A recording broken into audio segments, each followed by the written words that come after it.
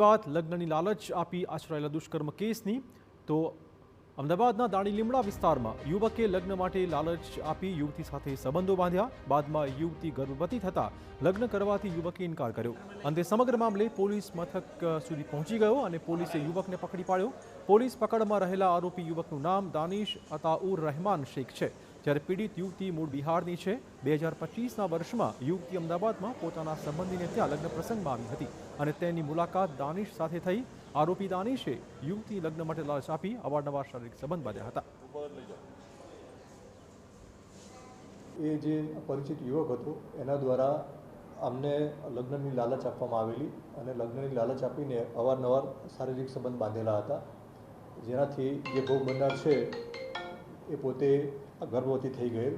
જે બાદ તેઓએ ફરીથી અમદાવાદ આવીને જે યુવકને પૂછતા યુવકે પોતે લગ્ન કરવાની ના પાડેલ, જેથી આ બાબતે ભોગ બનનાર દ્વારા દાણીલીમડા પોલીસ સ્ટેશન ખાતે આ સમગ્ર બનાવ બાબતે ગુનો દાખલ કરવામાં આવેલ છે અને આરોપીની ધરપકડ કરવામાં આવેલ છે। યુવતી ગર્ભવતી હોવાની તેની માતાને જાણ થતાં મામલો સામે આવી ગયો। બાદમાં યુવતીએ લગ્ન કરવા જણાવતા યુવકે ના પાડી દીધી।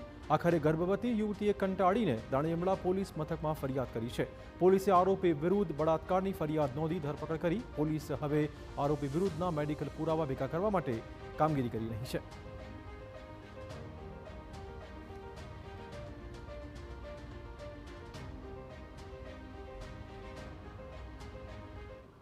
દેવભૂમિ